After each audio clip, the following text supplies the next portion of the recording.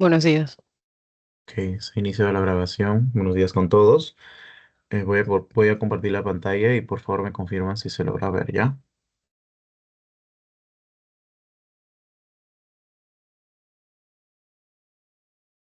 ¿Lo ven? Sí, sí, solo.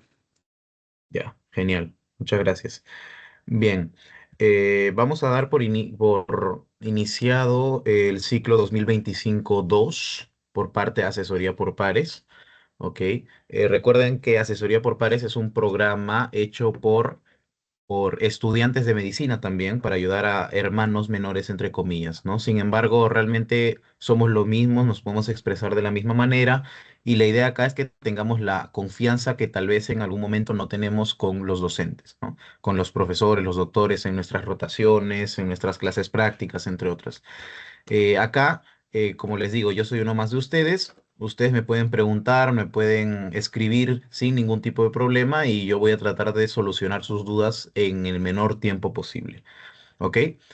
Bueno, vamos a tener en esta parte dos sesiones. Esta sesión cero viene a ser como un inicio, como una introducción al ciclo y dando a entender lo que nosotros necesitamos en cuanto a los métodos de estudio y tal vez algunas aplicaciones, libros que nosotros necesitemos durante el ciclo en este curso, ¿no? Que es diagnóstico por imágenes. ¿Ok? Y también vamos a ver la sesión uno que ustedes la van a ver el lunes, ¿no? En su primera teoría. ¿Ok? Bien. Eh, Vamos a empezar con la sesión cero, entonces, hablando sobre los métodos de estudio, ¿ok? Las cuales ya saben que son, ¿no? Son esas técnicas, estrategias que cada uno de nosotros terminamos realizando para poder comprender un tema, para retener la información y para estar bastante capacitados realmente para la hora del examen, ¿verdad? Que es la meta o el evento más importante por el cual nosotros estudiamos, ¿no? Entonces, o sea, cuáles son las teorías o los puntos que yo decidí poner en esta parte de la exposición? Vienen a ser estas de acá. En principio, la primera va a ser muy importante que lo tengan en cuenta, que el resumen no es copiar toda la teoría o el PPT, ¿ya? El resumen es, valga la redundancia, reducir la información que nosotros tenemos en el PPT, en el PDF, en la teoría, en el video, en lo que nosotros tengamos en el aula virtual, ¿ya? Porque resumir no es lo mismo que copiar. He visto muchas personas que dicen que sí, me funciona lo de resumir, pero al final terminas viendo el resumen y es básicamente toda la teoría copiada. ¿Ya? Ojo, no hay que usar la palabra resumir. Puede ser que en el PPT la información este, mm, esté desordenada. Por lo tanto, esa opción de poder ordenarla a tu manera para que tú la entiendas, sí está bien y sí puede funcionar. Sin embargo, basar toda tu, todo tu método de estudio en copiar toda la información de las teorías, no va a ser lo más indicado a mi parecer, ¿ya? Y al parecer de muchos de mis compañeros tampoco. ¿Por qué? Porque es en este ciclo, en el séptimo ciclo, que ustedes llevan semiología principalmente, ¿ya? Diagnóstico por imágenes, laboratorio también, que son cursos pesados, principalmente semiología, cardiología, neumología, que sí me parece que eso es lo que llevan. Entonces, copiar toda la información de todos los cursos en una hoja aparte, en la tablet, para mí va a ser muy pesado y los va a saturar. Y acá podemos hacer un salto de hablando de esa saturación, hacer un salto al punto 4. Mucho cuidado con la carga cognitiva, ¿ya? Mientras al cerebro nosotros lo, lo cargamos constantemente de información, constantemente, sin otra técnica de estudio añadida, entonces no vamos a retener nada. Nos vamos a estresar, nos vamos a deprimir y va a ser mucho peor. E incluso a la hora del examen nos vamos a nublar. Nuestra mente va a estar en cero y va a ser como si no hubiéramos estudiado nada, que muchas veces ha pasado. ¿Ok? La carga cognitiva se debe evitar siempre, ¿ya? Por eso mismo. Y personalmente, ¿qué ha sido lo que más me ha ayudado? Estas dos teorías de acá, la teoría de la repetición espaciada y la teoría del aprendizaje significativo. ¿Ya? En cuanto a la teoría de la repetición espaciada, va a ser estudiar, por ejemplo, la semana uno, ¿ya? Estudiar la semana uno y repetirla la semana 2, verla en la semana 3 y así sucesivamente hasta el día del examen. Ustedes no se lo van a olvidar nunca. Esa es la repetición espaciada. Es más, ustedes van a retener esa información por un año incluso, por 2 años, sin ningún tipo de problema. ¿Ya? Y acá entran, por ejemplo, para mí, a mí me encanta realmente, tal vez sea muy cliché que ustedes lo escuchen, la aplicación Anki. ¿Ya? Los flashcards que ustedes pueden ver en la aplicación Anki son muy importantes. Otra, por ejemplo, si ustedes tienen la posibilidad de tener una tablet, eh, es copiar las imágenes que ustedes tienen en las teorías y señalarlas ustedes mismos. Señalarlas ustedes mismos para que se quede más que nada esa habilidad práctica de poder determinar qué es lo que estamos viendo en una radiografía, en una ecografía, etcétera, etcétera, etcétera. ¿Ya? Esa es la repetición espaciada, es lo que más les va a ayudar en este caso. Recuerden también que el diagnóstico por imágenes no es una teoría, no se concentra en ser una teoría, ¿ya? El diagnóstico por imágenes va a ser una práctica, ¿ya? Una práctica que nosotros lo vamos a usar a lo largo de los años de nuestra práctica médica. Eso es importante también. No considerarlo solo como una teoría, sino hacer esos flashcards también lo podemos hacer como una práctica. Ya ponemos una imagen, nos escribimos qué es lo que vemos o señalamos algo y pues terminamos dando una respuesta, ¿no? Detrás del flashcard como tal. Para eso Anki para mí es la mejor aplicación. ¿Ya? Mientras que por otro lado tenemos la teoría del aprendizaje significativo, ya hecho por el profesor David Ausubel, ¿ok?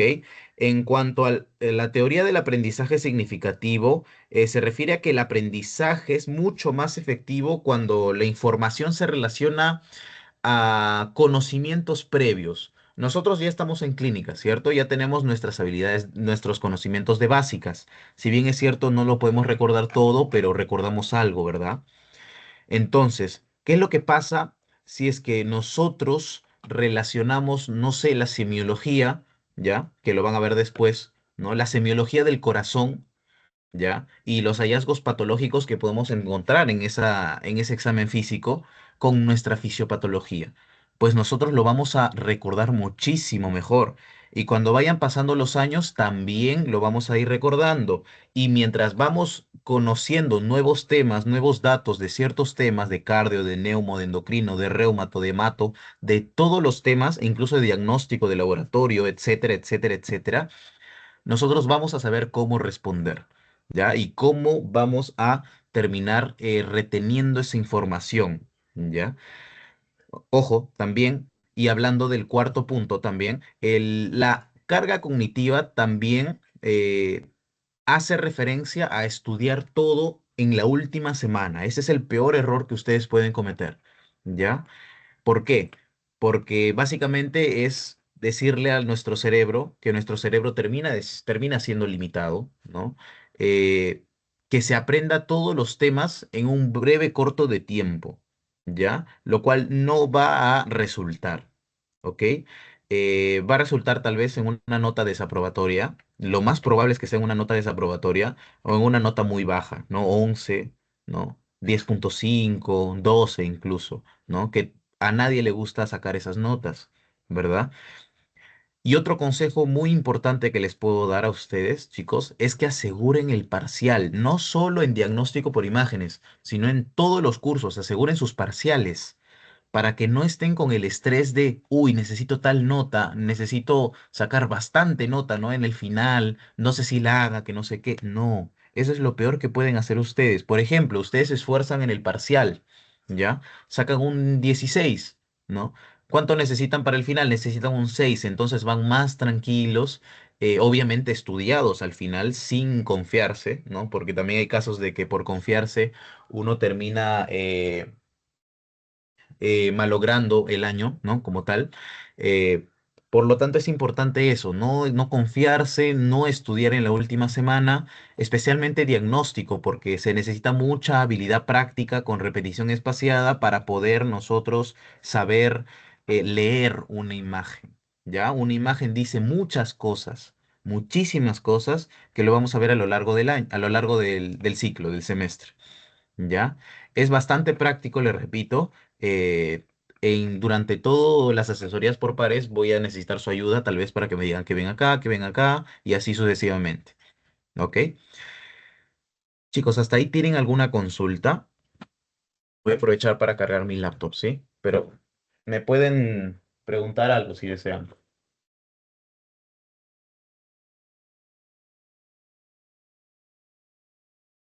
Mm, todo bien. Ya. Gracias, Leonardo. Bien. Y esto es lo que yo recomiendo principalmente a todos, ¿ya? Ya hablamos del Anki, ¿ok? Ya hablamos del Anki, que es esa aplicación que nos permite hacer flashcards con imágenes incluso para poder, incluso nosotros señalar, para poder nosotros revelar la respuesta y ver si es que estamos bien o mal, ¿no? Aparte de que los flashcards, si nosotros, incluso ustedes los flashcards lo pueden hacer a mano, ¿ya? Pero yo lo recomiendo virtual. Si tenemos estas herramientas virtuales, entonces mejor usar la tecnología, si la tenemos a la mano. Antes no la tenían a la mano, pero nosotros tenemos ese beneficio, ¿ya? De estar en la época moderna, tecnológica y tener estas aplicaciones que son de mucha ayuda, ¿ya? Ahora, tanto el libro de William Herring, quinta edición, como Radiopedia son importantísimos, ¿ya? Antes, William Herring, ¿ya?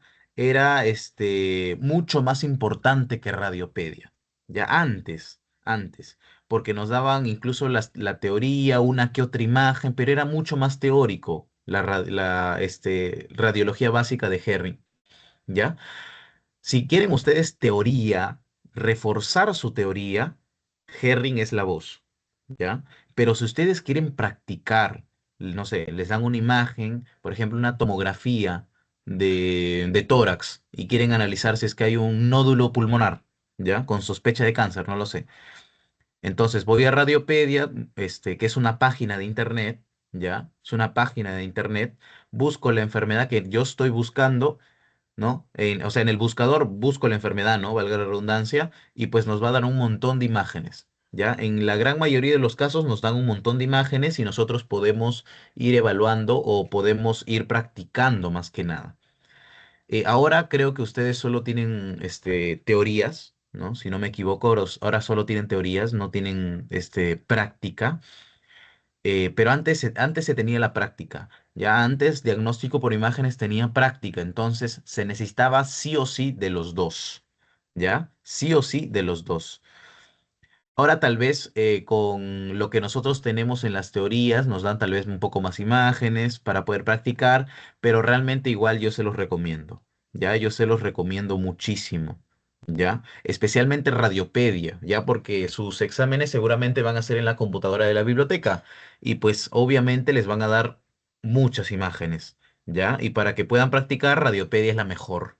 Y para que puedan repasar su teoría, el libro Herring también viene a sumar su parte, ¿ok? Y bien, eso sería todo como por parte de la introducción. Si no tienen ninguna duda, pues pasamos a la sesión número uno, que es generalidades del diagnóstico por imágenes. Pero entonces, ¿todo bien hasta ahí, chicos? Leonardo, Alexandra, Francesca. Sí, todo bien. En cuestión de las preguntas, Sí, todo claro. Anki, eh, Ah, ¿cómo lo formulabas? Más directo, o sea, inverso, reverso e inverso. Lo que ves, exacto. lo tienes que responder. Sí. Principalmente, o sea, miren. Mm, Cada una de las patologías, ¿ya? Obviamente cada una de las imágenes patológicas va a tener su signo, se le llama, ¿ya? No sé, por ejemplo, o el derrame pleural, ¿ya? Va a tener su signo de Damasó, se le conoce. Por lo tanto, le pongo una imagen del derrame pleural y pones, por ejemplo, qué es lo que estoy viendo, ¿no? Y en la respuesta ya ahí pones derrame pleural, signo de Damasó, por ejemplo, especialmente en imágenes, ¿ya? No sé, ¿qué más puede ser? Por ejemplo, si estoy viendo un neumotórax, pues igual. En este caso no hay un nombre de un signo como tal, pero tú le pones radiolucidez y se nota la pleura visceral, por ejemplo. ¿No? Entonces, ustedes ya van practicando conforme van pasando las patologías y las semanas. Y ojo, también no sobrecarguen el Anki en la última semana. Tema que ustedes ven, tres preguntitas que dejan, 4 a 5 preguntitas, así de sencillo, que no les demora más de 5 minutos, ¿ya? Por curso, obviamente, ¿no? Por semiología, cardio, diagnóstico y laboratorio, ¿no? Que sería lo ideal para que no se sobrecarguen, ¿no? Como tal. Porque también hacer flashcards a último momento requiere mucho tiempo y la verdad no es lo mejor para estudiar, ¿no? Ya que te termina sobrecargando, te termina dando ansiedad y demás. O sea, preguntas directas, directas como tal, de signos patognomónicos o de frente. Le muestras una imagen de una patología y al inverso, al reverso, que salga el nombre de la patología, ¿no?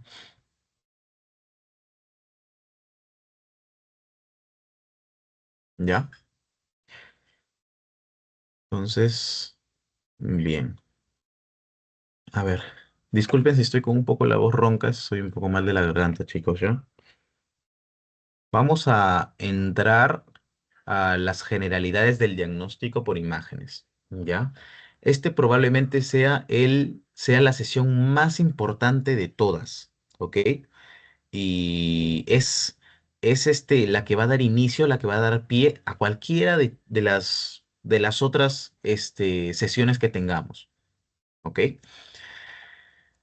Recordemos que cuando hablamos de radiología, ya hablamos de radiación y de rayos X, ¿ya?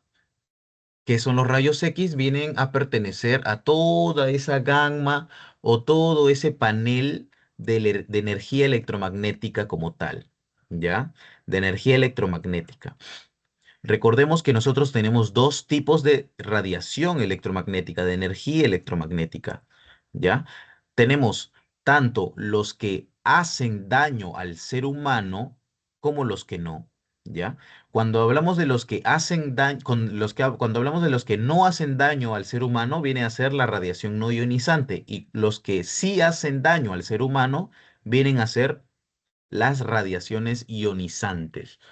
Diego, cuando hablamos de radiología, ¿a cuál pertenece cada uno de ellos? Pertenece a la radiación ionizante en su mayoría, aunque tenemos algunas técnicas que no utilizan radiación ionizante, ya que lo vamos a ver después y es importante que conozcan cuál es cuál.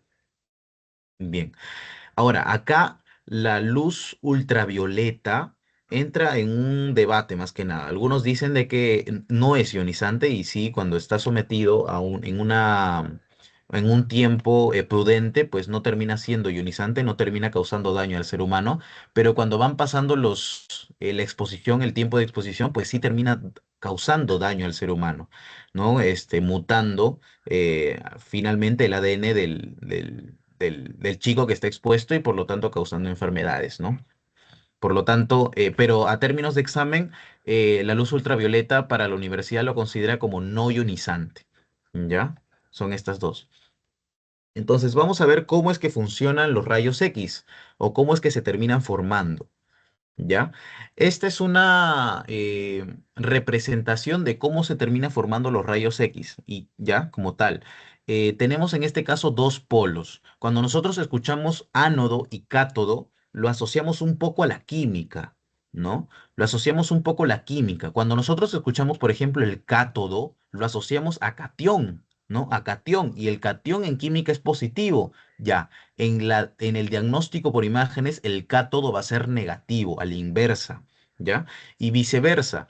Cuando nosotros tenemos el ánodo, lo asociamos a anión, ¿no? Y el anión viene a ser negativo en química, pero en radiología viene a ser positivo, ¿ya? Viene a ser positivo, viene a ser a la inversa, ¿ya? Da la contraria como tal. Bien. Ahora, en el lado del cátodo, nosotros vamos a encontrar un transformador de alta tensión. ¿Por qué de alta tensión? Porque nosotros vamos a irradiar o vamos a crear una corriente de electrones como tal desde acá. Una gran corriente de electrones, ¿ya? Mientras que por el lado del ánodo vamos a transformar esa alta tensión en baja tensión, ¿no? Con este transformador, ¿ok? Generando un choque de electrones a este nivel y pues generando finalmente los rayos X, ¿ya? Ahora, ¿qué es lo que pasa en el medio? ¿No? No es que simplemente genera una corriente de electrones y pues llega poquito, ¿no? En baja tensión, no.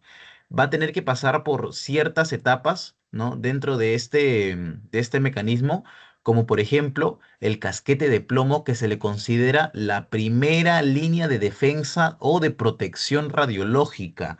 ¿Por qué? Porque es este casquete de plomo que va a terminar limitando, ¿ya? La fuerza o la carga, la energía de gran tensión que se genera en el cátodo y para que llegue en el ánodo.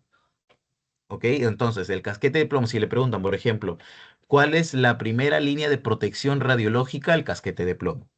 ¿Ya? Ok. ¿Qué más tenemos, por ejemplo? Tenemos, ya, este es el filamento de tungsteno, ya que el filamento de tungsteno básicamente es donde va a terminar saliendo la corriente de electrones, quien lo va a generar como tal la corriente de electrones. Y este tungsteno tiene que ser resistente al calor también, al igual que el vidrio que está formando este mecanismo. ¿Ya? Tanto el vidrio como el tungsteno tienen que ser refractarios al calor, tienen que aguantar porque se genera mucho más que 100 grados Celsius en este mecanismo. Y recuerden que son varios, ya son varios mecanismos, entonces el calor va a ser muchísimo y por lo tanto el vidrio tiene que aguantar ese calor, porque si no lo aguantaría, la radiación se iría por todos lados, ¿no? Y eso es lo que no se quiere, ¿ya? Entonces, básicamente es esto. Ya básicamente es esto, así funcionan los rayos X, así se forman, ¿ya? Y lo vamos a ver en tres principales técnicas de imagen, ¿ya? En la radiografía simple, ¿ok? En la tomografía, ¿ya? Y, por ejemplo, en los métodos de medicina nuclear. Ya, esos son los tres principales. Ahora, tenemos algunos, como les mencionaba, ¿no? Tenemos algunas que no utilizan radiación, no utilizan rayos X. ¿Qué tenemos acá? Tenemos la ecografía, tenemos la resonancia magnética, principalmente. Ya, esos dos, principalmente. Y luego vamos a hablar de muchos más también, ¿no? Unos cuantos más. Pero bien, vamos a seguir. Bien, esto es corto. Ya las propiedades de los rayos X básicamente es que van en línea recta, atraviesan la materia, ya, estimulan sustancias fotosensibles, obviamente son ionizantes y pues generan riesgo biológico en los pacientes. Ya, no solo en los pacientes, sino en los médicos radiólogos, ya sean técnicos o médicos, que están siendo expuestos a esta radiación. ¿Ya? Ahora es importante esto, atraviesa aire y materia, ¿ya? Pero cada estructura, ya sea el hueso, el músculo, la piel, el pulmón, el corazón, la aorta, la pared de la aorta, etcétera, tienen diferente densidad y depende de la densidad, ¿ya? Dependiendo de la densidad, estos rayos X van a terminar parando, haciendo un stop, ¿ya? Por ejemplo, imaginemos que esta es la línea recta. Ya este rayo X para en el pulmón a nivel de acá, ya acá, por ejemplo, pero a nivel del aire no para hasta el final, por ejemplo, ¿no? Le estoy dando un ejemplo. Eso significa el principio de atenuación y es el más importante acá, porque va a dar el color, por ejemplo, a una radiografía del hueso, que es blanquito, del pulmón, que es negrito, etcétera, etcétera, etcétera. Va a terminar dando el color a la imagen, esta atenuación, ¿ya? Y también es un principio de los rayos X, ya que también lo vamos a profundizar después. Ya. Acá es lo que les menciono, la activación, que es lo que ya vimos, y la atenuación, que es lo que les acabo de mencionar y lo vamos a ver mejor acá, ¿ya? La activación es básicamente esto, ¿no? Cómo se terminan dando los rayos X y cómo se termina generando la imagen, pero este ya es por una máquina, ¿no? La máquina termina generando la imagen y dando la placa, por ejemplo, de tórax. Mientras que la atenuación es esto. Miren, ¿ya? Se terminan generando los rayos X a este nivel. Estos son los puntos de partida. ¿verdad? Pero miren cómo termina parando diferente, ¿no? En cada uno de los rayos X. ¿Esto a qué se debe? Se debe a que cada una de las masas que nosotros tenemos, por masas me refiero a hueso, músculo, lo que yo estaba mencionando, tiene diferente densidad. Y dependiendo de la densidad, el rayo X va a terminar parando diferente. ¿Ya? Y esto es lo que va a terminar dando el color a la imagen. ¿Ya? Dando el color a la imagen. A ver, voy a hacerle un pequeño zoom. ¿Ya? Termina dándole el color a esta imagen. Obviamente vamos a ver después, ¿no? Pero miren cómo estos pulmones se ven negritos, ¿ya? ¿Por qué se ven negritos? Porque están con aire, por ejemplo, ¿ya? Y el aire, pues, no termina de pasar, no termina de rebotar, perdón, ¿ya? Por lo tanto, se va a ver totalmente negro. Pero los que sí rebotan, por ejemplo, es la grasita, que se termina viendo grisecito, ¿no? O el hueso, que termina siendo blanco, entre otros, ¿ya? Eso este color, esta diferenciación de las estructuras, lo vamos a ver gracias al principio de atenuación, ¿ya?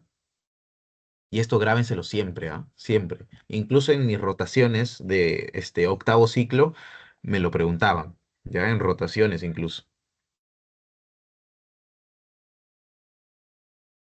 Ya. Esto es solo para que conozcan cómo son los rayos, claro, los rayos X. Esto seguramente ya lo han visto, porque seguramente en su hospital han pedido radiografía de tórax para ver si es que tienen, no sé, signos de tuberculosis, ver si es que están inmunodeprimidos por eso, ¿no? Porque somos muy prevalentes, más que nada, a nivel de país, de tuberculosis. Entonces, básicamente, el paciente va a terminar, quitándose, ¿no? La parte de arriba, se va a poner una bata y va a terminar, con esa bata abrir un poco, ¿no? Para que se le vea el pecho, por ejemplo, el tórax. Y pues mediante esta camarita que ven acá ustedes, ahí, un momento, acá, pues va a terminar irradiando al paciente, ¿no? Que al final, en este pequeño cuarto que está acá detrás, va a terminar recibiendo la imagen e imprimiéndola después, ¿ya? Esto es lo que se encuentra en la mayoría de los hospitales, ¿ya? O en en algunas postas, pero por ejemplo, los hospitales de Solidaridad lo tienen, ¿ya? Por ejemplo, ¿no? Ahora, esto y tanto este se le denomina radiografía en arco en C, ¿ya? Por ejemplo. Y estos dos, principalmente el arco en C, se utilizan, ¿ya? En radiología intervencionista, por ejemplo, para colocar catéteres, ¿ya? Para colocar STEMs, para colocar balones, por ejemplo, en una coartación de aorta, entre otros, eso es radiología intervencionista. Se utiliza para esto y también para quirófano, ¿ya? También para quirófano. Mientras esto, tal vez, por ejemplo, para sala de emergencias, no se viene un politraumatizado, queremos ver qué tan, este, por ejemplo, si sospechamos de neumotórax, ¿no? Por un abombamiento de un hemitórax, pues le tomamos una radiografía ahí nomás, porque este va a ser la más accesible que tengamos, ¿no? Le tomamos una radiografía y lo vemos, nos va a terminar dando la imagen, ¿ya? La radiografía es básicamente la primera técnica que nosotros usamos ya cuando tenemos, no sé, una emergencia, ya un politraumatizado, por ejemplo. ¿Ok? Ya. Y pues básicamente las imágenes digitales son lo que les digo, ¿no? O sea, va a terminar procesando esa imagen, esa radiación, la computadora, y pues vamos a tener estos tipos de imágenes. Miren, en este caso el paciente se está tomando una radiografía echado. ¿Por qué? Porque posiblemente quiere concentrar el aire, ¿no? A nivel de sus intestinos, de sus asas delgadas, para ver si es que está teniendo una obstrucción intestinal, por ejemplo, ¿no? O incluso quiere ver si es que el derrame pleural pues está concentrado en cierto lugar del pulmón, entre otras opciones, ¿no? Que también lo vamos a ver después. Pero miren cómo está sentado sobre bueno, echado sobre una plancha, ¿ya? Acá se pone el receptor como tal de los rayos X, ¿ya? Y pues acá en este cuadrado, ¿ya? En este cuadrado de luz, pues es la zona que se va a irradiar como tal. ¿Ya? O sea, esto se lo denomina incidencias. Puede ser parado, de adelante a atrás, parado, de atrás a adelante, echado, boca abajo, oblicuo, entre otros. Hay muchos realmente. ¿Ya? Muchos que se pueden usar y que los vamos a estudiar después. Pero miren, por ejemplo, esta imagen de acá. ¿Ya? ¿Cómo la terminamos de leer, por ejemplo? vemos que existen algunas bolitas de aire a nivel del intestino delgado, cosa que no es lo normal. Ya recuerden que aire solo podemos tener en el intestino grueso, en el intestino delgado no. ¿Ya? Aire y material fecal solo en el intestino grueso, ¿ok? En el intestino delgado no, eso es patológico, posiblemente una obstrucción intestinal, ¿ya? Por ejemplo. Entonces, miren cómo se ve de diferente el aire, ¿no? Que también lo encontramos en los pulmones, por eso se ve negrito, ¿ya? Con, por ejemplo, los huesos. Miren las crestas ilíacas cómo se ven un poco difuminadas. Posiblemente esta paciente tenga osteopenia, ¿no? No sé, osteoporosis, sea un mayor de edad, una mayor de edad, no lo sé, ¿ya? Las crestas ilíacas no se ven tan blancas como se deberían ver. Miren cómo se ven las vértebras, ¿ya? Las vértebras se ven blancas.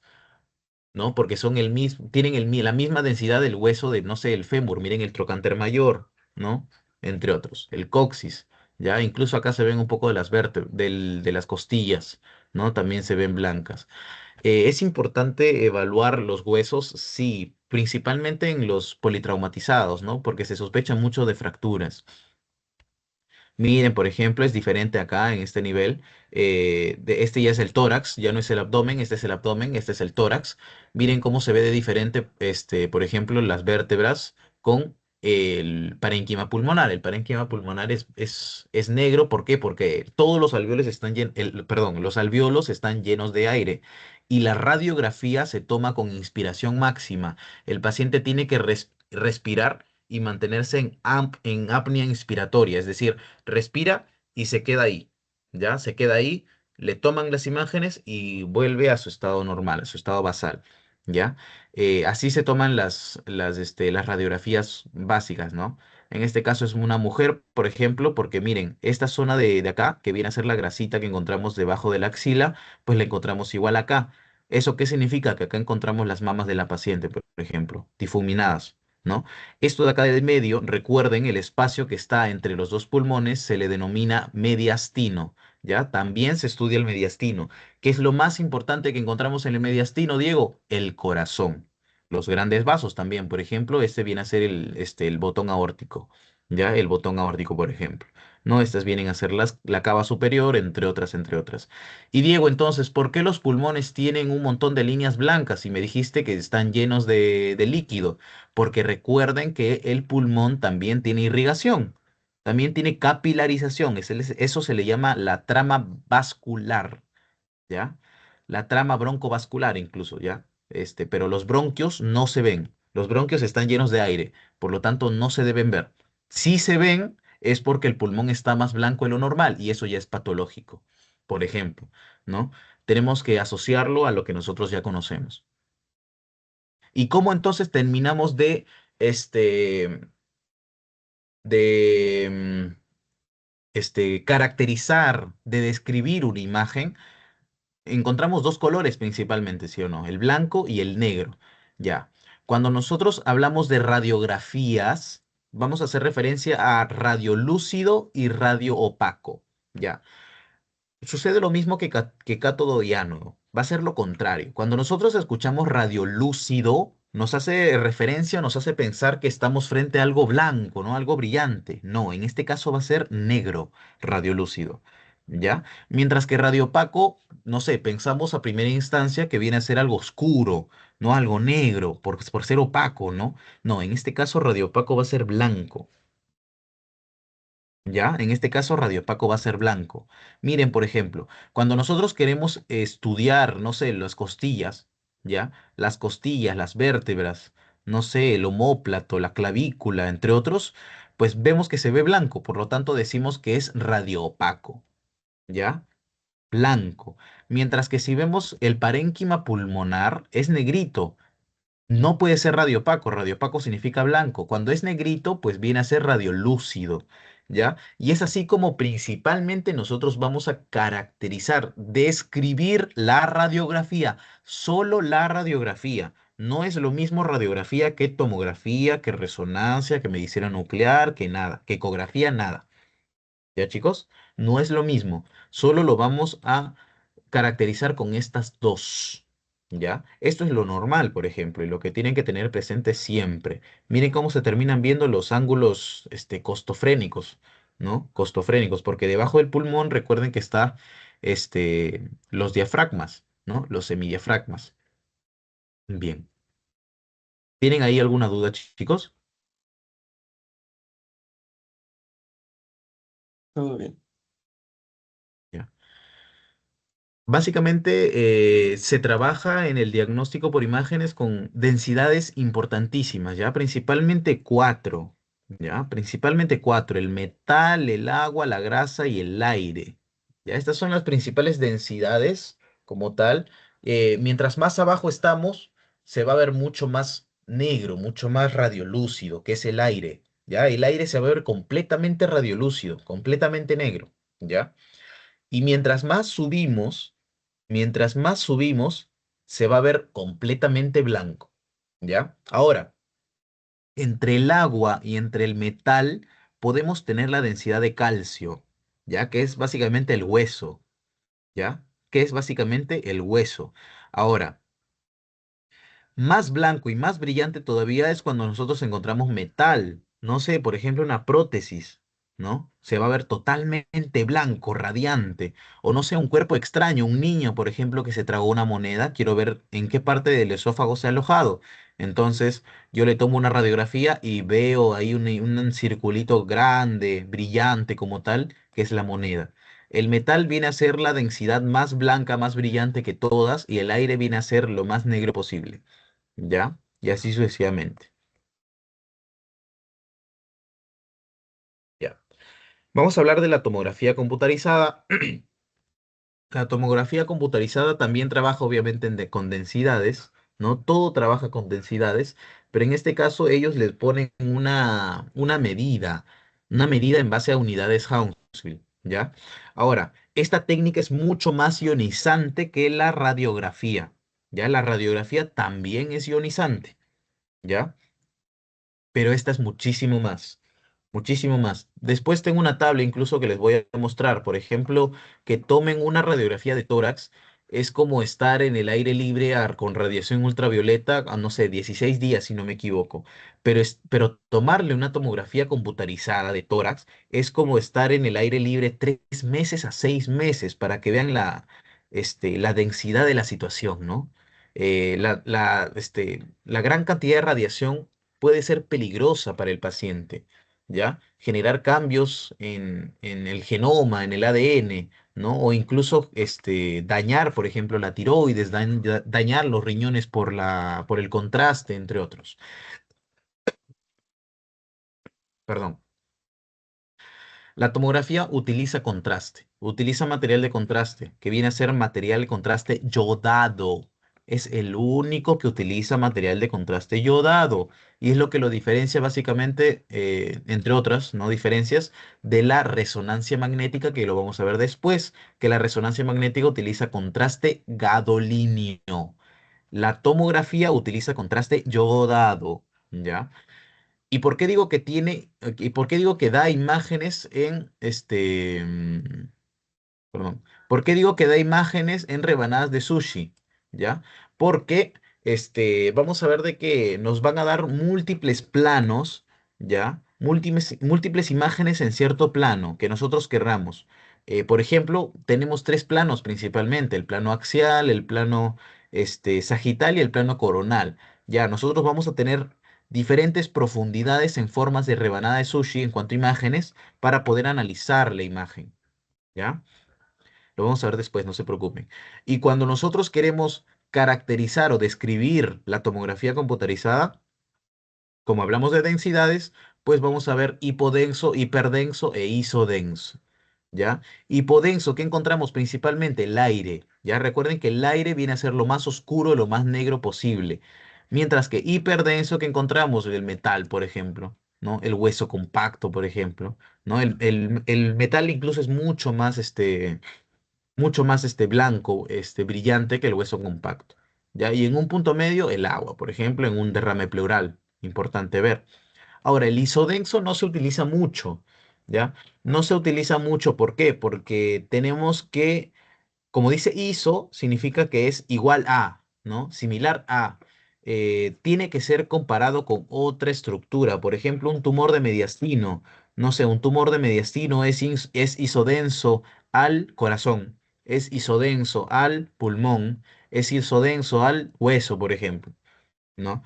Entonces, esto nos va a terminar de dar referencia a una comparación que nosotros tengamos al momento de analizar una imagen radiológica, ¿ya? Por lo tanto, no se utiliza mucho. Hipodenso, sí, oscuro. Hiperdenso, sí, es brillante, ¿no? Blanco.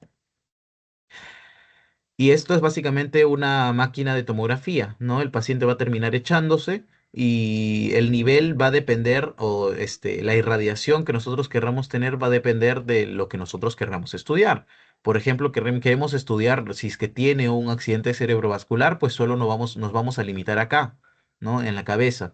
Queremos estudiar si es que tiene cáncer de pulmón, nos limitamos al tórax, ¿no? A no ser que tengamos sospecha de metástasis, ya ahí sí le hacemos posiblemente a cuerpo completo o tórax abdominal, etcétera, etcétera, ¿no? Pero bien, básicamente todo este giratorio va a ser ocupado por rayos X. O sea, el paciente se le va a irradiar de todos los ángulos posibles, ya mientras va entrando a este túnel como tal que se le denomina gantry. Ya también fue pregunta de examen. ¿Cómo se denomina el túnel de la tomografía computarizada? Se le denomina gantry. ¿Ya? Y bien, las imágenes que nos van a terminar dando van a ser estas, en diferentes planos. Ya tenemos el plano básico, que es el plano transversal, o también llamado axial, es lo mismo, ¿ya? Horizontal, incluso le dicen, pero es menos dicho el horizontal, más le dicen transversal y axial. Tenemos el coronal y el sagital. Se diferencia principalmente por cómo nosotros nos ponemos una corona, pues, ¿no? La corona nos la ponemos con las dos manos de esta forma, ¿no? Por ejemplo. Y como nos lo ponemos de esta forma, pues el plano va a ser así, así, a lo largo de todo el cuerpo. Mientras que axial, pues, perdón, sagital, te cortan básicamente así, ¿ya? Por la cabeza, ¿no? Hasta abajo. Y eso es importante porque vamos a tener planos y se tienen que caracterizar, o sea, se tiene que describir la imagen diciendo primero el plano. Por ejemplo, esta es una tomografía de abdomen. ¿Por qué digo abdomen? Porque acá está el hígado, acá está el vaso, acá están los riñones. Incluso hay un tumor de riñón acá en el riñón derecho. ¿Ya? ¿Por qué digo de ya? También es un principio básico. Para leer una imagen, ¿ya? Cuando nosotros vemos es lado izquierdo de la imagen, viene a ser el lado derecho del paciente y viceversa. Cuando yo veo el lado derecho de la imagen, viene a ser el lado izquierdo del paciente. Entonces acá encontramos el riñón derecho, ¿no? Aparte porque sabemos que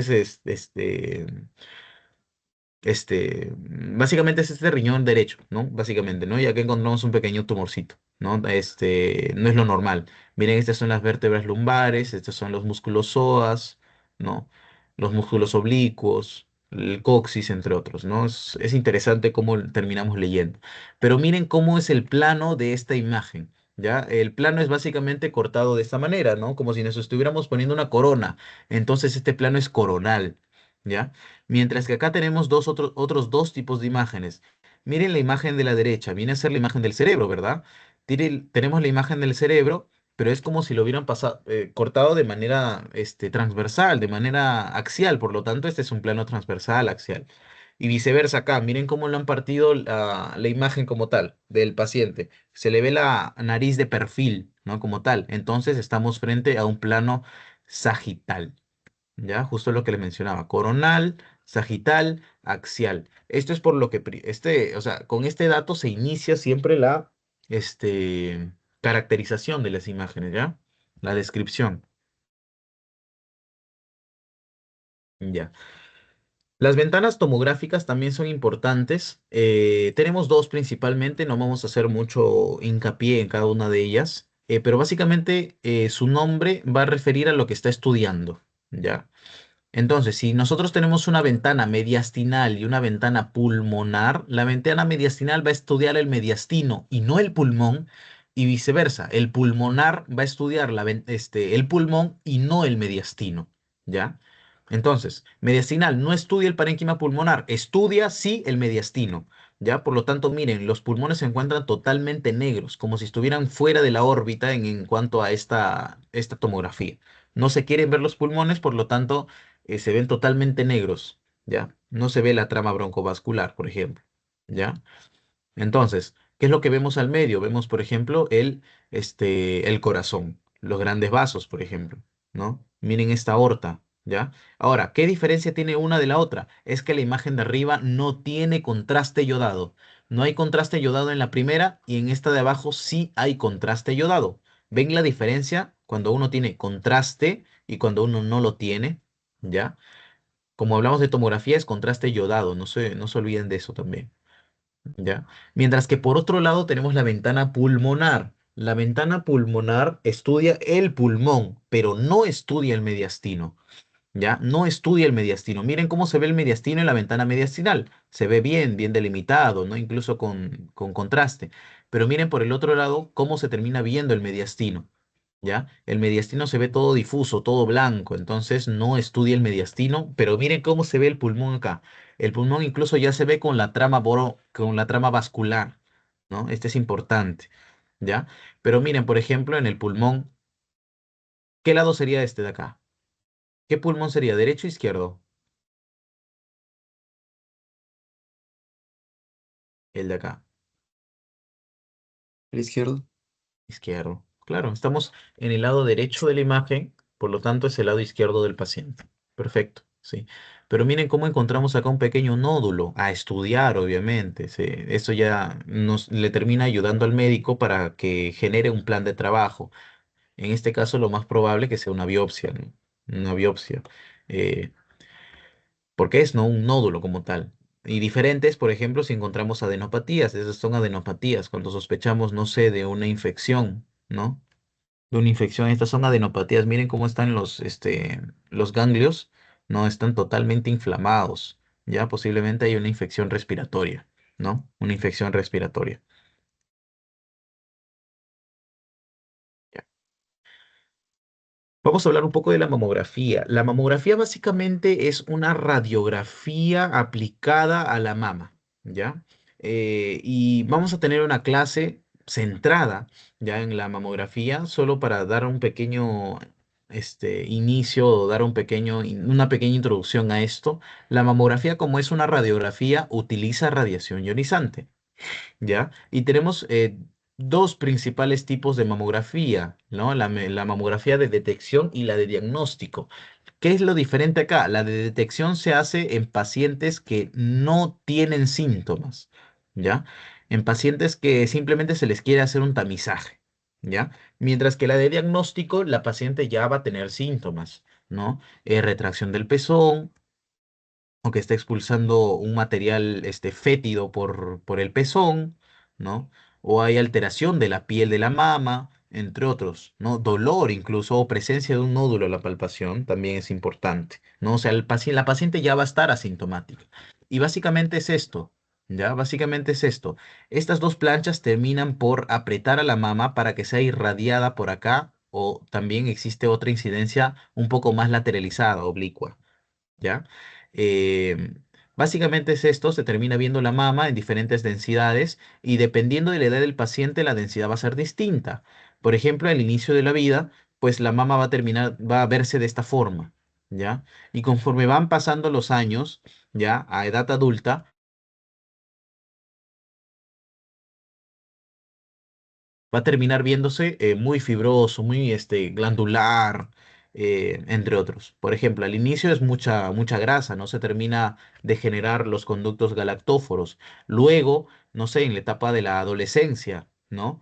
Que es donde más se desarrolla la mama, pues termina siendo fibroglandular. Esto se va a terminar quedando a lo largo de los años hasta que uno llega a la menopausia, que se termina viendo heterogéneo, con un poco de calcificaciones, con dudas posiblemente si encontramos algún nódulo y pues finalmente encontramos algo muy denso, eh, incluso la piel, ¿no? Miren cómo se termina de ver engrosada, totalmente denso, un poco retraído el pezón, ¿no? Que eso ya cuando lo encontramos, eso ya lo encontramos en las edades adultas, ¿no? En las adultas mayores, que también es normal en algunos casos, ¿no? Siempre cuando analizamos una mamografía se tiene que tener en cuenta la edad de la paciente. ¿Ya? Ahora, Yo no le hago mamografía a toda paciente. Ojo, no le tengo que hacer mamografía a toda paciente. Hay indicaciones. Y la indicación más básica o más importante es que por encima de los 40, 45 años, sí le hago una mamografía como primera técnica de imagen. ¿Ya? Sí le hago una mamografía. Perdón. Pero cuando tenemos una menor de 40 años, no le hago una mamografía porque es muy ionizante. Y recuerden que las células mamarias son muy susceptibles a la radiación y pueden generar cáncer, ¿ya? Puede generar cáncer y eso no se quiere. Si se quiere descartar cáncer, ¿para qué le voy a generar cáncer? ¿No? No le hago una mamografía, esa es una contraindicación absoluta a las pacientes menores de 40 años. ¿Ya? ¿Y qué le hago entonces a ellas? ¿No les hago nada, Diego? No. En este caso sí les voy a hacer. Les voy a hacer una ecografía, que es lo que vamos a ver después. ¿Ya? Y bien, estas son las máquinas que se encuentran. Por ejemplo, miren, este es del lateral, del lado izquierdo, del lado derecho, por ejemplo. Pero miren acá, es de arriba a abajo, ¿no? Se termina acomodando la mama dependiendo la vista que nosotros querramos tener en la imagen. ¿No? Algunas incluso nos terminan dando visibilidad de la axila de ese mismo lado, ¿no? Porque recuerden de que la metástasis más común viene a ser a un nódulo linfático axilar ipsilateral del mismo lado. Por ejemplo, si está afectada la mama derecha, pues la axila derecha va a tener un nódulo, por ejemplo. Y caso contrario, caso igual similar es con el lado izquierdo.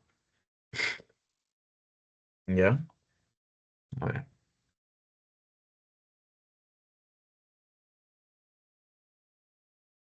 Ya. La radiación va a tener dos tipos de principales de efectos biológicos. Ya, perdón. Ya, ahora sí. Tenemos tanto la radiación perdón, los efectos biológicos negativos determinísticos y los estocásticos. ¿Cuál es la diferencia? Los determinísticos suceden a dosis muy bajas. A cualquier dosis pueden suceder. ¿Qué tenemos, por ejemplo, acá? Tenemos el hipotiroidismo, ya. Tenemos la apoptosis de las células.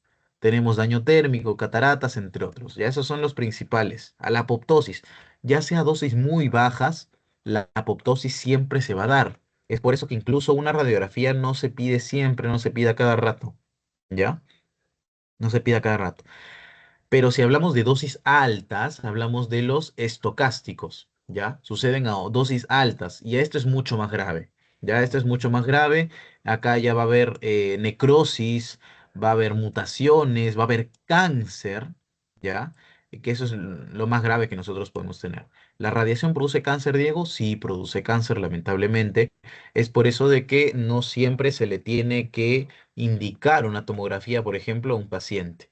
¿Ya? Se le indica cada año, se le indica cada 2 años.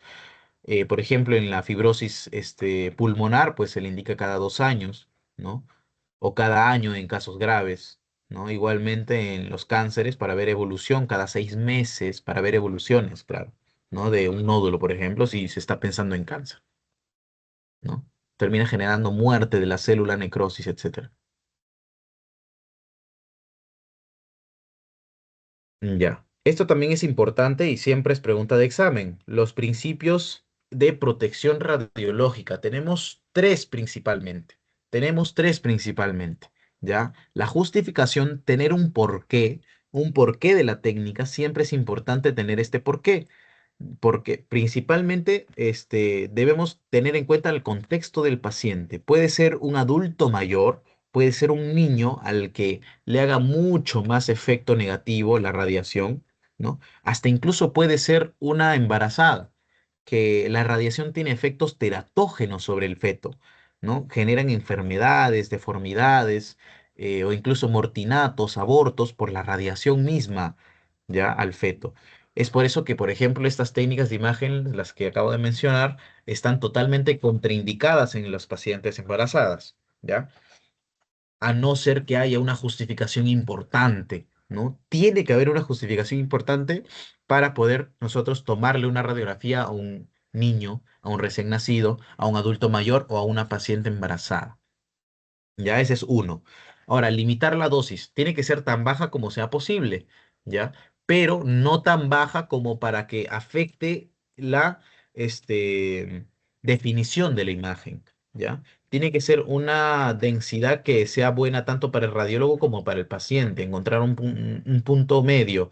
Y esto ya se tiene, ¿no? Obviamente en las guías, ¿ya? Esto se tiene en las guías.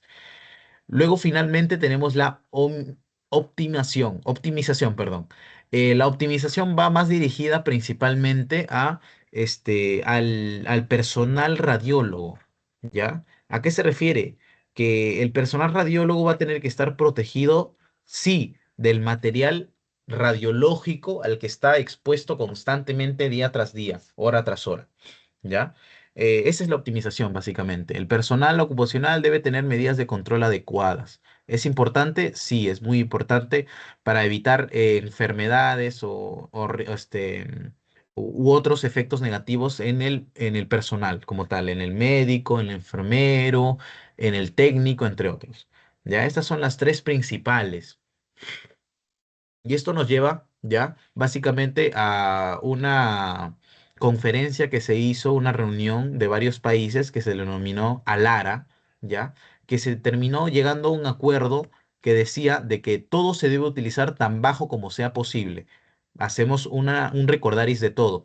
Por ejemplo, justificación. Debo usar la menor cantidad de veces una técnica de imagen, ¿ya? O varias técnicas de imagen. No las debo utilizar tanto deben ser, el número de usos debe ser bajo, el número de que yo estoy pidiendo, solicitando un paciente debe ser muy bajo, ¿ya? Para evitar riesgos biológicos. Ahora, también la dosis debe ser muy baja para evitar riesgos biológicos importantes en el paciente, ¿ya? Y finalmente, el personal de salud tiene que estar lo menos expuesto posible a los efectos negativos de la radiación. Todo es bajo, ¿ya? Y esto se llegó básicamente en la conferencia de Lara, ¿ya? Y esto es lo que les decía, por ejemplo, ¿no? No es lo mismo utilizar una radiografía de tórax que tiene, por ejemplo, 0,1 milisieverts, ¿no? Recuerden que la radiación se mide en milisieverts, ¿ya? 0,1 milisieverts, y es comparable como si estuviéramos, ¿no? En el aire libre, ¿no? Con luz natural, ¿no? Aproximadamente 10 días. ¿Ven la diferencia acá? 10 días una radiación una radiación de unos rayos X de tórax. Pero ¿qué pasa si yo tengo una tomografía computarizada, ¿ya? De tórax, por ejemplo, de tórax, ¿ya? Voy a tener 6,1 milisieverts, ¿ya? Y miren, es compatible como si estuviéramos en el aire libre por 2 años, ¿ya? 2 años. Es muchísima más radiación a la que se somete el paciente acá. Ya es muchísima más radiación. Es por eso que la tomografía no se pide siempre, no se pide a cada rato porque es dañina para el paciente. ¿Ya? Y eso necesitamos tenerlos muy en cuenta porque nosotros vamos a tener que pedir, ¿no? En consultorio o incluso mandar cuando estemos en nuestro serum a los pacientes a que estén o sea, a derivarlos a un hospital de mejor, de mejor atención, de mejores posibilidades y pues le vamos a pedir que se tome una tomografía, por ejemplo, pero no debemos tomarlo a cada rato, ¿ya? No se debe tomar a cada rato porque es dañino para la salud, ¿ok? Bien. Ya. Vamos a pasar a a un par de técnicas que no utilizan radiación. ¿Ya? La ecografía o también llamada ultrasonografía se basa en vibraciones y sonidos. ¿Ya? Ese es uno. La ultrasonografía no utiliza radiación ionizante. Tampoco utiliza contraste yodado ni ningún tipo de contraste, ¿ya? Existen muchos tipos de ecografía, ¿ya?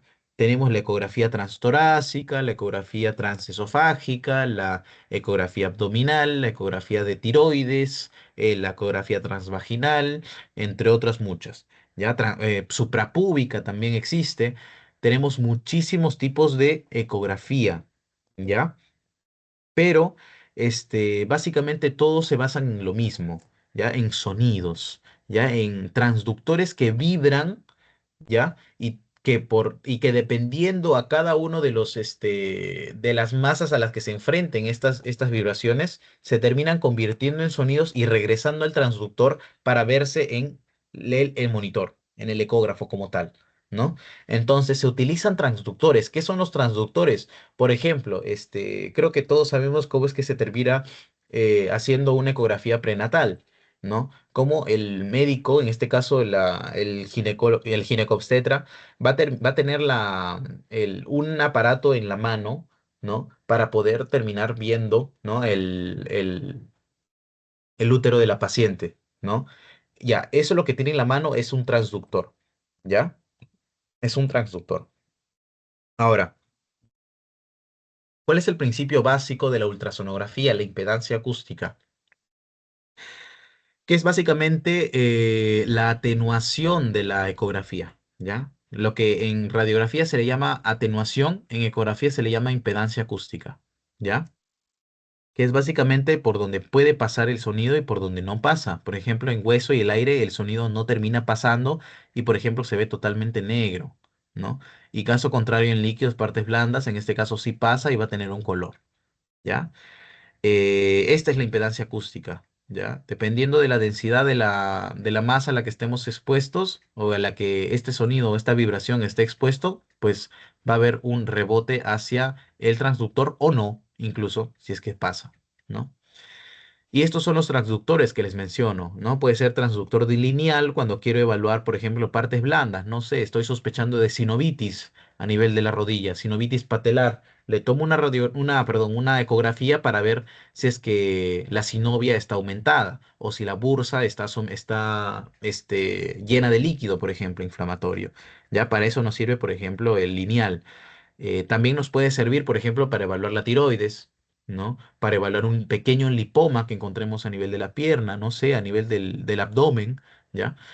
También tenemos los sectoriales. Este es importantísimo y solo lo utilizan los cardiólogos. ¿Los cardiólogos para qué? Para realizar el estudio del corazón con la ecografía transtorácica. Esta es lo que está haciendo el paciente, es una ecografía transtorácica. La altura del corazón, pues le termina poniendo el transductor y pues lo vemos, o sea, vemos el trabajo del corazón en vivo y en directo, ¿ya? Pero mejor aún es si es que nosotros pasamos el transductor por el esófago y hacemos una ecografía transesofágica, ¿ya? Que da un mejor lujo de detalle del movimiento, la cinética, de la estructura del corazón, ¿ya? Que una transtorácica normal, ¿ya? Eso también lo vamos a ver después. Ahora, el convexo nos sirve principalmente para el abdomen, tanto el lineal como el convexo para el abdomen, pero más lineal, eh, para el abdomen más nos va a servir el convexo, pero para otras partes blandas, por ejemplo, no sé, el brazo, la piel del brazo, ¿no? A las articulaciones, las lineales son mucho más importantes, ¿ya? Y bueno, finalmente tenemos la intracavitaria, ¿ya? La intracavitaria que más se usa principalmente en la transvaginal. Ya en la transvaginal, por ejemplo, cuando queremos estudiar las trompas, cuando queremos estudiar el útero, si es que hay, no sé, sospechamos de un leiomioma, entre otros, ¿no? La transvaginal nos va a terminar ayudando mucho. Que, que el transductor se le denomina intracavitario, ¿ya? Y esto es importante, acá lo he remarcado, que lo vamos a ver ahora, que viene a ser cómo es que se forma la famosa sombra acústica posterior, ¿ya? Cuando hay una gran cantidad de diferencia en la densidad del tejido, estos dos tejidos de diferente densidad, de diferente color, se terminan enfrentando, ¿no? Se terminan enfrentando y por lo tanto genera un sombreado acústico total en la parte posterior. Y esto lo vamos a ver principalmente en los cálculos. Perdón. Lo vamos a ver principalmente en los cálculos renales, ¿no? O en los cálculos de la vesícula biliar, ¿ya? Principalmente en los cálculos, ¿ya? Los gases intestinales, no. Porque en los intestinos no se utiliza mucho la ecografía, ¿ya? Porque de por sí el intestino grueso ya tiene aire y por lo tanto va a generar confusiones en la imagen. Por lo tanto, no se utiliza mucho en el abdomen la ecografía. No se utiliza mucho, ojo, no se utiliza mucho. Pero sí se termina utilizando, por ejemplo, para evaluar, no sé, el hígado, para evaluar el vaso, entre otros, ¿no? Pero básicamente es en los cálculos. Por ejemplo, miren acá. Esta es la vesícula biliar. La pared como se encuentra delgadita, ¿no? Incluso normal, ¿no? Por dentro todo negro, pero miren toda esta piedra de acá, esta piedra grandota de colesterol acá, ¿no? Pues va a terminar viéndose blanca y detrás de ella, posterior a ella, miren cómo se ve esta sombra. Este es el sombreado acústico posterior, ¿ya? Posterior o total, más le dicen posterior, ¿ya? Y también acá, por ejemplo, a nivel del riñón, una calcificación gigantesca a este nivel que termina generando o que termina borrando básicamente toda la imagen del riñón y pues dando esta imagen como tal, este sombreado acústico total. Eh, no creo que les pregunten esto, cómo es que se forma por la mucha densidad, por la gran densidad, diferencia de densidad de tejido, pero sí les pueden venir estos tipos de imágenes, ¿no? Primero, cuando analizan una ecografía, deben ver o analizar en qué estructura estamos, ¿ya? En qué estructura estamos. Y esa habilidad lo van a adquirir a lo largo de las semanas, ¿ya? Porque ahorita, si bien es cierto, al inicio yo también era así me daba miedo, ¿no? O sea, básicamente a leer una imagen para mis compañeros o para incluso los doctores de rotación, ¿no? Pero con el paso de las semanas van a ver de que lo van a lograr, ¿ya? Porque, miren, cuando ustedes lean ecografía, siéntanse muy por satisfechos que han aprendido mucho, porque la ecografía, a parecer de muchas personas, es lo que más difícil se puede leer. ¿Por qué? Porque la ecografía es muy operador dependiente y existen muchos fallos en lecturas en los hospitales también. ¿Ya? Existen muchos fallos. Y cuando nosotros aprendamos a leer una ultrasonografía, una ecografía, hay que sentirnos muy por satisfechos. ¿Ok? Bien. Voy a tratar de no demorar mucho, chicos, ¿ya? No quiero quitarles mucho tiempo. Ya. Y cuando queremos nosotros caracterizar una ecografía, pues vamos a utilizar la ecogenicidad, ¿ya? Se le puede denominar, por ejemplo, hiperecoico o hiperecogénico, ¿ya? Porque genera una gran cantidad de ecos y esto es básicamente blanco, ¿ya? Esto es básicamente blanco. ¿Ya? El hiperecoico es blanco, el hipoecoico es baja cantidad de ecos y el anecoico es cero, es completamente negro, ¿ya? Es completamente negro. Este es negro tirando para gris, esto es blanco y el isoecoico se usa básicamente cuando quieres comparar con otros tejidos, ¿no? Principalmente tumores, ¿no? Se utiliza para eso. Miren, por ejemplo, esta es la diferencia. Ahora acá tengo una mejor. Miren, por ejemplo, hiperecoico, ¿cómo se ve? Blanco. Ya se ve blanco, brillante. Miren cómo se ve el hipoecoico. Se ve gris, tirando para negro, ¿sí o no? Y el anecoico es completamente negro. El hueso, como no pasa, pues se ve completamente negro. ¿Ya? Solo para que tengan esa idea que es muy importante realmente, ¿ya? Anecoico no es lo mismo anecoico que hipoecoico, ¿ya? No es lo mismo anecoico que hipoecoico. También vinieron preguntas de eso, ¿no? Descríbeme esta imagen, cómo se ve el tumor, por ejemplo. No sé, de tiroides, ¿cómo se ve el tumor de tiroides? Porque también la técnica principal o gold estándar para evaluar tiroides es la ecografía, no se olviden también. Entonces nos preguntan, ¿no?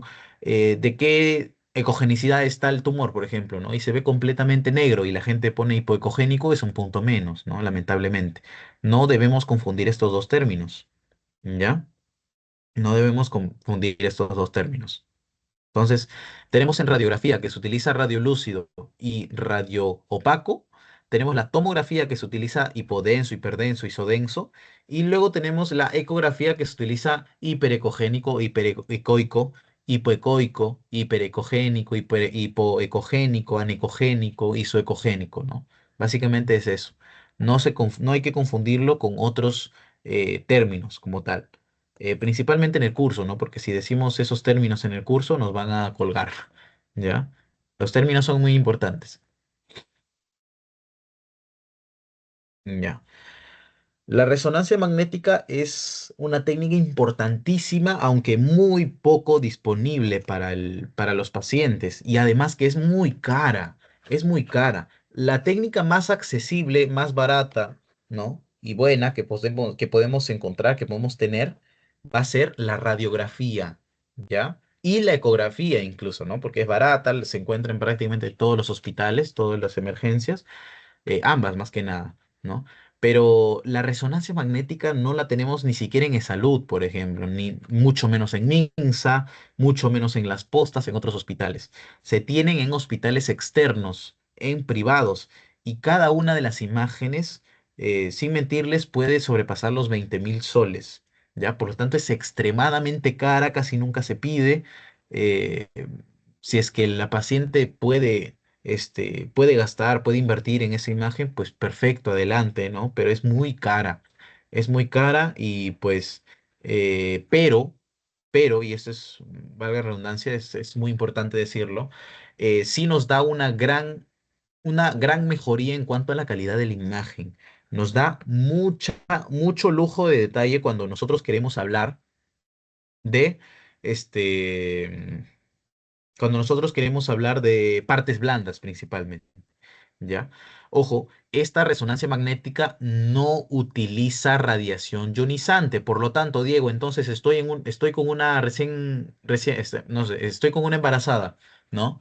¿Le puedo pedir una resonancia magnética? Sí. Le puedo hacer una resonancia magnética. ¿Le puedo hacer una ecografía? Sí. La ecografía es básicamente la técnica más importante para realizar control prenatal. Un adulto mayor, ¿le puedo realizar una resonancia magnética? También. ¿Ok? La resonancia magnética no va a tener ningún efecto secundario, pero tiene algunas contraindicaciones, aunque menos cantidad, ¿no? Por ejemplo, en este caso, utiliza gadolinio como contraste y muy pocas personas contadas con el dedo de la mano son alérgicos al gadolinio. Pero por otro lado tenemos el contraste yodado de la tomografía. En este caso, muchas personas son alérgicos al yodo, por lo tanto, eso viene a ser una indicación para la resonancia magnética, ¿no? Viene a ser una indicación. Ahora, ¿qué es lo que va a terminar haciendo esto? Esta técnica va a terminar teniendo unos imanes que básicamente va a traer a su campo o sea, las moléculas de hidrogeniones, ya los protones de hidrógeno, ya hacia el campo que éste tiene, ¿ya? ¿Y dónde nosotros encontramos hidrógeno en nuestro cuerpo? En las moléculas de agua. Recuerden que somos 60-70% de agua, entonces básicamente nosotros vamos a tener lujo y detalle de prácticamente todo, ¿ya? Básicamente esa línea se termina apagando la corriente, se toma la imagen y terminan volviendo en su estado de reposo. ¿Ya? Y esa es la resonancia magnética. También nos va a dar, vamos a tener imágenes como tipo sushi, como tipo rebanadas de sushi, ¿no? Lo vamos a tener en diferentes planos. Estas son las dos principales secuencias, ¿ya? La T1 y la T2 lo van a escuchar por donde quieran, ¿ya?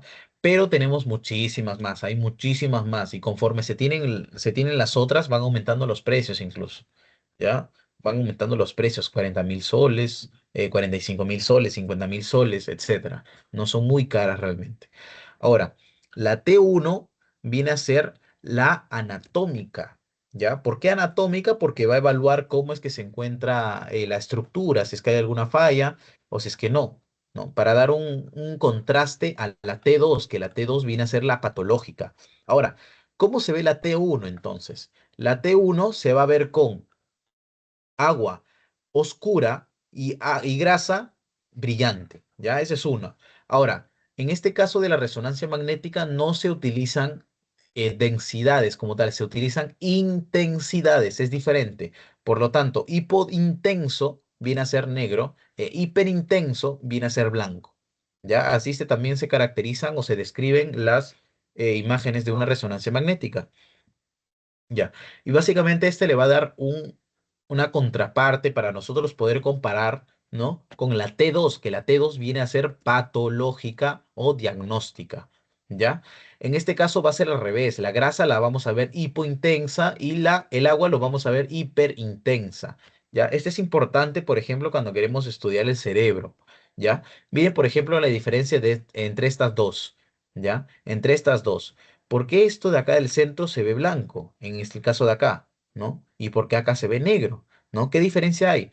Acá debemos aplicar nuestros conocimientos, por ejemplo, de anatomía, ¿ya? Sabemos de que el líquido cefalorraquídeo tiene un gran componente de agua, ¿no? Y que pasa por los ventrículos laterales del cerebro, incluso por los cornetes, ¿no? Anteriores, hasta incluso por el espacio subaracnoideo de cada una de las circunvoluciones que tenemos, ¿no? Por lo tanto, vamos a ver de que en esta parte, en el espacio subaracnoideo y en los ventrículos laterales del cerebro, ¿ya? Se ve totalmente negro, se ve hipointenso, por lo tanto, esta viene a ser una secuencia en T1, ¿ya? En T1 anatómico, lo que normalmente nosotros vemos, ¿ya?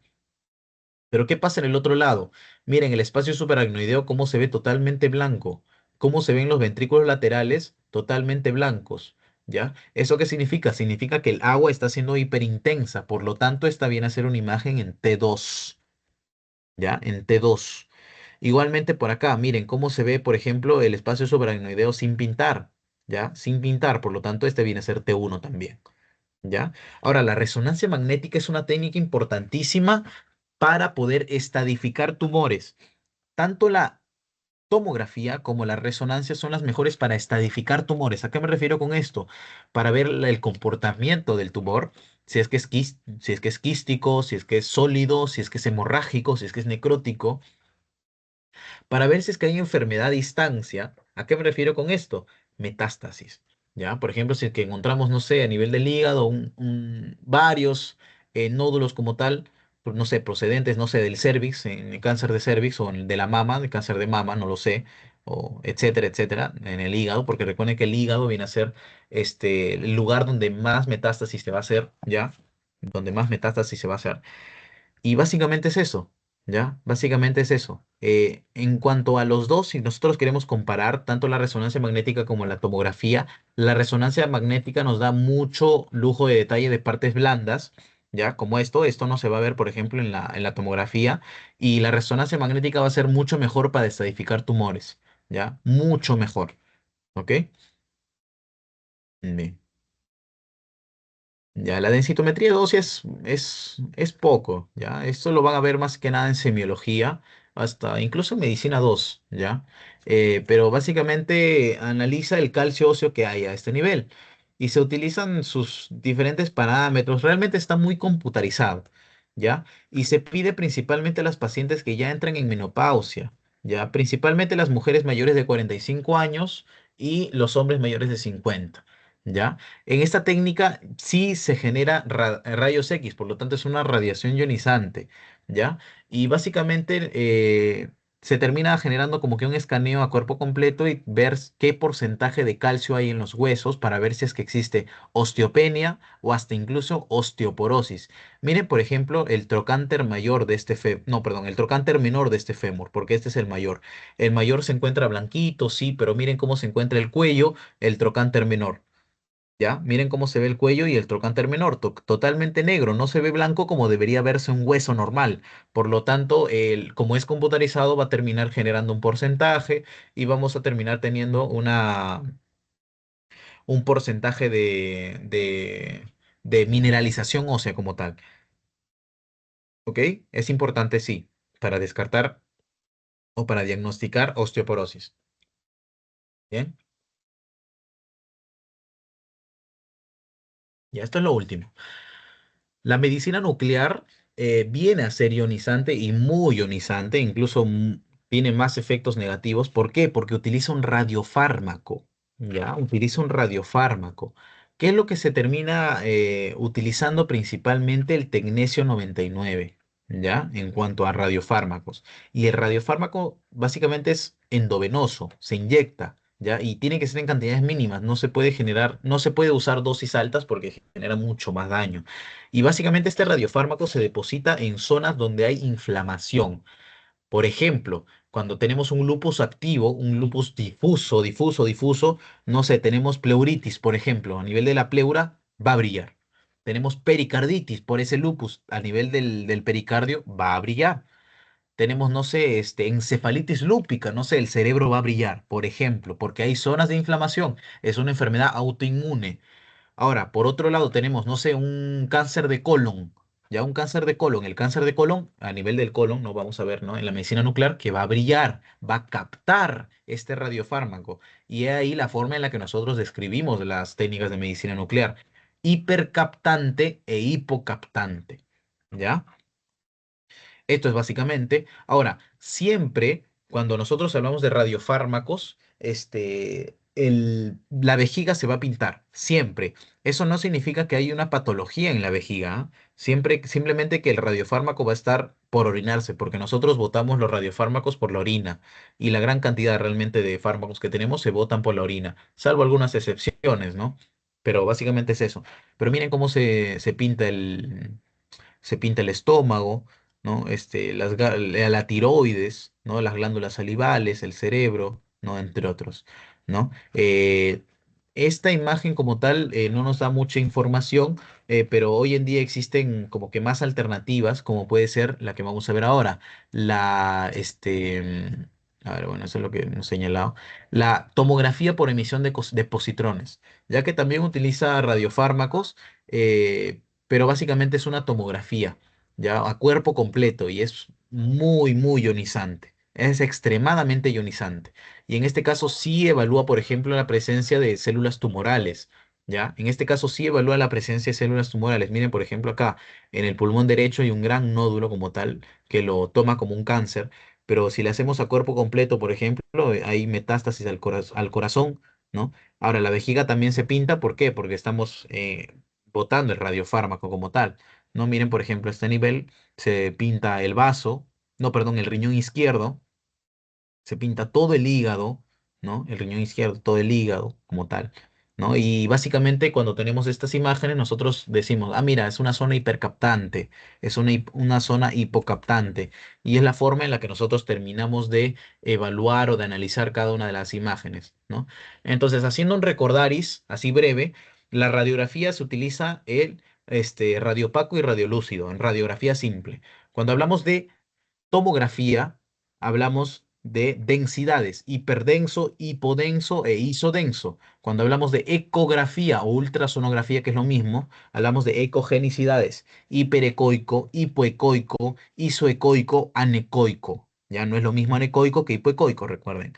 Cuando hablamos de resonancia magnética, hiperintenso, isointenso e hipointenso, es lo mismo. Y finalmente, cuando hablamos de tomografía por emisión de positrones, de medicina nuclear, hipercaptante e hipocaptante. Es importante tener este tipo de diferencia en cuanto a las técnicas. Ahora, ¿cuáles son las técnicas que no utilizan radiación ionizante? Vienen a ser la ecografía y la resonancia magnética. También posiblemente sean preguntas del examen tranquilamente. ¿Ya? Bien, chicos, eso sería todo. No sé si tienen alguna consulta respecto a alguna técnica de imagen que hemos visto. Sí, una pregunta. Sí, En la dime. parte de resonancia magnética, eso de T1 y T2 es el nivel de donde sacan, ¿verdad? ¿Cómo dices? ¿El nivel de dónde sacan? En el nivel T1 y T2 es la parte, el nivel de donde toman la muestra en resonancia magnética. ¿O a qué se refiere T1 y T2? Ya, no, no, no se refiere a eso. Mira, cuando hablamos de resonancia, voy a hacerle pequeño zoom. T1 y T2 se refiere a las secuencias. Ya, acá está. Mira, T1, T1 y 2, T1 y T2 se refieren a las secuencias. No se refiere a la vértebra T1, a la vértebra T1 ni a la vértebra T2. Ya, por si acaso, ahí hay una confusión. Las secuencias son diferentes. Existe, por ejemplo, o sea, muchas más secuencias. Si ustedes buscan, por ejemplo, hay muchos más mapas, muchas más secuencias, pero estas son las más básicas. Ya, es como decir las ventanas. Ya, por ejemplo, ¿no? Las ventanas pulmonares y las ventanas mediastinales de la tomografía. En el caso de la resonancia magnética tenemos estas dos principales, la T1 y la T2. La diferencia es cómo es que vamos a ver el agua y cómo es que vamos a ver la grasa. En el caso del T1, como es anatómica, el agua se ve negrita, hipointensa, y en el caso de la T2, el agua se ve hiperintensa, como es el caso de acá, ¿no? No tiene que ver más que nada con si se toma a nivel de la dorsal T1, o sea, de la dorsal 1, dorsal 2, no, ni la torácica 1, torácica 2, no, ¿ya? Por ejemplo, este es a nivel del cerebro, ¿no? Este es a nivel del cerebro, acá no encontramos las vértebras torácicas, por ejemplo, ¿no? No sé si me dejo entender. Sería como, o sea, un modelo de visualización T1, T2, algo así. Exacto, exacto, como los Ya, colores que nosotros queremos meterle a la ujú, película. ya. Exacto, el T1, el T2, eso viene a ser la diferencia. Bien. Eh, ¿Ustedes, chicas, tienen alguna consulta? Alexandra, Francesca. Voy a aprovechar para mandarles, Todo está claro. genial. Voy a mandarles el momento, el post-test. No se olviden de hacerlo ya.